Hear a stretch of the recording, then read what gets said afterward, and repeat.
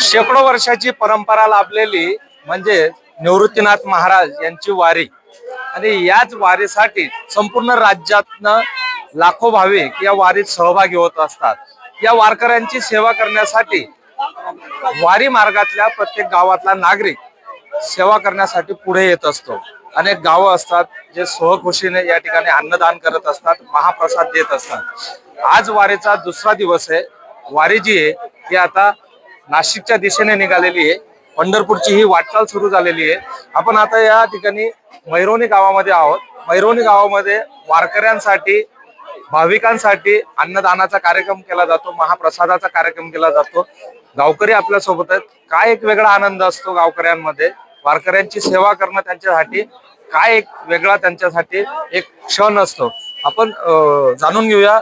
खरं तर वारीची शेकडो वर्षाची परंपरा आहे। आपण वारकऱ्यांची सेवा या ठिकाणी करतो। काय वाटतं, तुमची काय भावना आहे? आम्ही म्हणजे शेकडो वर्षापासून ही परंपरा आहे। आम्ही सर्व दरवर्षी सहभागी होतो। पूर्वी आमच्याकडे नाश्ता असायचा। गेल्या 3 वर्षापासून त्र्यंबकेश्वरच्या नियोजन जे झालं त्याच्यामध्ये त्र्यंबकेश्वरचा एक मुक्काम पेगलवाडी तळ्यावर वाढला। त्यानंतर आमच्याकडे जेवणाची जबाबदारी आली आमच्या गावामध्ये आणि आमचं गाव आणि आजूबाजूचे गाव हे सर्व मिळून आम्ही गेल्या 3 वर्षापासून ही सेवा करण्याचा चांगल्या प्रकारचा प्रयत्न आमचा चालू आहे आणि तो अखंडपणे आम्ही चालू ठेवू असं। अखंडपणे चालू ठेवण्याचा ही त्यांची परंपरा आहे। माझे अध्यक्ष आपल्या सोबत आहेत। खरं तर अण्णा, तुम्हाला एक वेगळा प्रश्न विचारतो। शेकडो वर्षाची परंपरा आहे, मानाच्या अनेक वाऱ्या आहेत, जगद्गुरु ज्यांना पदवी दिलेली आहे, विश्वगुरु ज्यांना पदवी दिलेली आहे, अशा वारीसाठी राजकीय दृष्टिकोन जर आपण बघितलं तर उदासीनता या ठिकाणी दिसून येते। आपण गेले अनेक वर्ष काम केलेली आहे, पण वाटतं तुम्हाला पाहिजे तेवढा प्रतिसाद राजकारण्यांकडून या ठिकाणी मिळून भेटतो? जय हरी। या ठिकाणी मैरावणी या ठिकाणी दुपारच्या जेवणाची व्यवस्था संत निवृत्तीनाथ महाराज पालखी संस्थांचे वारकरी जे आहेत त्यांची ग्रामस्थांच्या वतीने अत्यंत चांगली अशी व्यवस्था या ठिकाणी केलेली आहे। मी गावकऱ्यांना धन्यवाद देईल, कारण अनपेक्षितरित्या गेल्या 3 वर्षापासून या गावाला ही सेवा या ठिकाणी दिलेली आहे। पूर्वी त्र्यंबकेश्वरहून प्रस्थानाच्या दिवशी निघाल्यानंतर 1-1:30 वाजायचा, 2 वाजायचे निघायला आणि 7 वाजता सातपूरला पोहोचायचं तर वारकऱ्याचे खूप हाल व्हायचे। अशा अवस्थेमध्ये संस्थांनी एक निर्णय घेतला आणि त्याच दिवशीचा मुक्काम पेगलवाडी येथे ठेवलेला आहे आणि पेगलवाडून सकाळी नंतर दुपारच्या भोजनाची व्यवस्था मैरावणीला या ठिकाणी केली आहे। गावकरी अत्यंत उत्साहाने आनंदाने तो उपक्रम पार पडतात, आपण बघतात।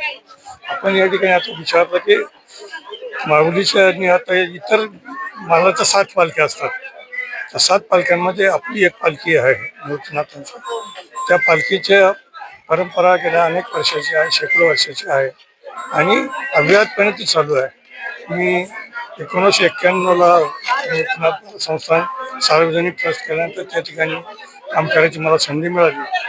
त्यावेळेचा पालखी सोहळा आणि आताच्या पालखी सोहळ्यामध्ये खूप फरक आहे। मी ज्यावेळेस काम सुरू केलं त्यावेळेस त्र्यंबकेश्वरहून 3 बैलगाड्या 30 वारकरी असे निघालेले होते। त्या तुलनेने आपण विचारलेल्या प्रश्नाचं उत्तर देताना मी असं म्हणेल की खूप बदल झालेला आहे।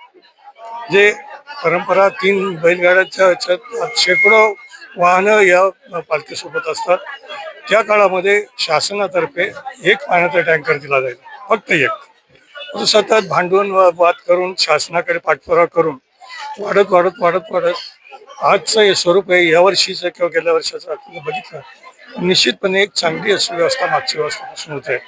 पाण्याचे खूप टँकर आहेत, त्याच्यानंतर आरोग्य सुविधाही चांगल्या पद्धतीने उपलब्ध आहे आणि पूर्वी पोलीस डिपार्टमेंटचं दुर्लक्ष असायचं, कोणीही सहकार्य करत नव्हतं।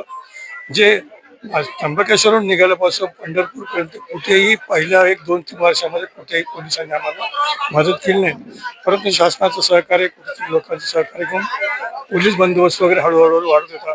आज जर बघितलं तर वारकऱ्यांच्या संख्येचं प्रमाण चांगल्या पद्धतीने पोलीस संरक्षणही या ठिकाणी मिळतं आणि थेटपासून म्हणजे त्र्यंबकेश्वर पासून पंढरपूरपर्यंत अशी स्वतंत्र अशी व्यवस्था आहे।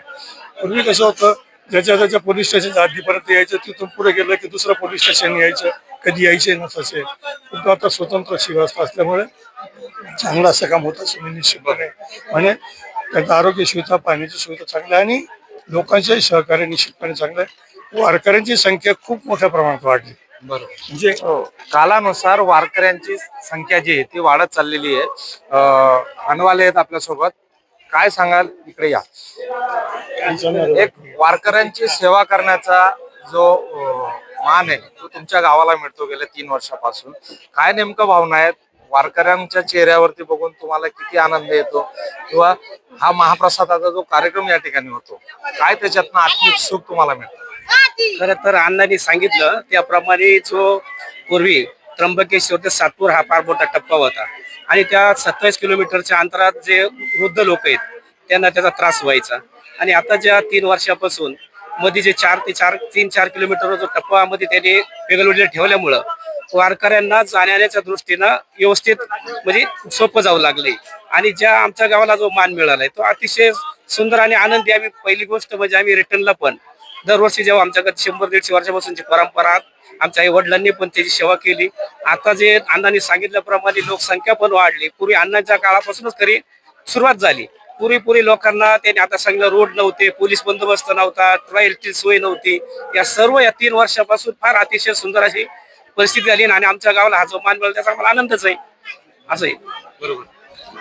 वारकऱ्यांची सेवा करणं म्हणजे ईश्वराची सेवा करणं अशी भावना जी ती गावकऱ्यांनी व्यक्त केली. कॅमेरामन तुषार डेपलेसह खुशाल पाटील, त्र्यंबकेश्वर, मैरोणी.